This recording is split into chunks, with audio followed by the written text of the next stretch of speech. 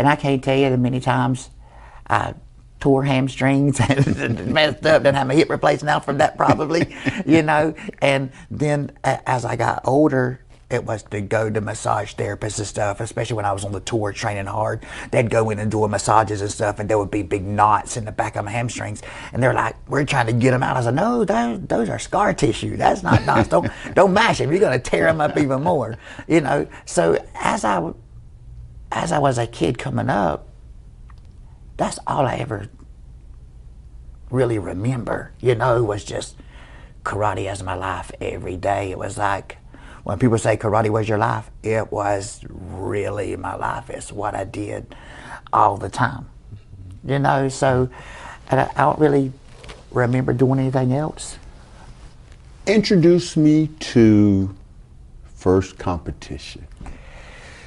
First competition, I was a yellow belt when I got to go to my first competition, and it was in what they called the South Georgia Karate Circuit. We probably, you know, the legends know of Cliff Yon. Mm-hmm. Cliff Yon was the promoter of this whole tour he put together, and Glenn was his son, and he was amazing martial artist. I used to watch him as a young buck, just throwing spin outside crosses on every single corner and landing splits. He could do it all right.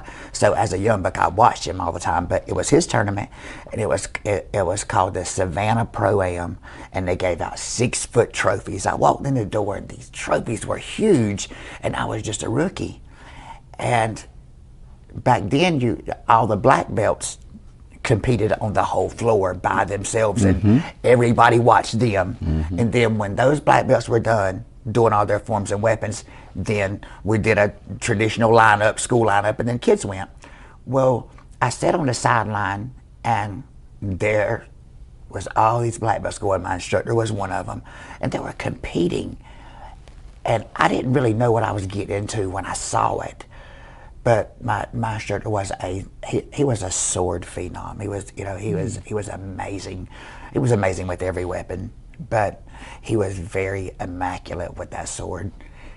And I sat there and watched him, and I forgot I was even at a karate tournament. I didn't even know. I was like, oh, I thought I was at a show, right, the whole time. Then all of a sudden, it's all over, and it's time for me to compete.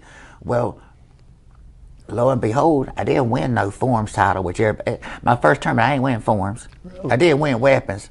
I won points bar. Wow. My first trophy I ever won, it was 6 foot high, and I still have it at my karate school to this day. And I walked out of there with that trophy in my hand, and I was like, man, I've been playing baseball and football. I've been playing all these sports, and they give me this little old tiny trophy. Now I come here, and y'all done gave me this big old giant trophy just for punching somebody in the face. I can do this. I can do this. This is on for me, there right? You go. And I got home, got my trophy, and my dad worked as in the emergency room right at the hospital, and it was a small town, so we got there, and my dad took me all through the hospital. We were toting that trophy everywhere, right? And it was crazy because everybody saw it. Everybody saw it and was like, oh, he's a karate star. Well, I was just a rookie. I just went to my first tournament. But everybody thought that I was a karate master already, right? And it was such a small town that everybody hooked a hold to me. And it started from my first karate tournament ever that everybody, you know, we have the local newspaper, the Press Sentinel, owned by a great man, Dink Neesmith. They would cover me all the time. They would put my pictures in the paper, and they would document this story all the way through the whole time. So it was amazing. But that karate tournament, I fought a bunch of fights, but we're used to being in a karate school and fighting everybody for an hour and a half, right? So I never got tired or anything, but fighting was, you know, a lot of people they know me as a forms of weapons person, but I never really picked up a bow staff or a weapon until I was really in my 20s. When I was on my own, I was nothing but a fighter the whole time, you know, because that kind of stuff wasn't, you know, I had the art in my soul, but fighting was just what we done all the time. So my first karate tournament, I won fighting. That's what I won.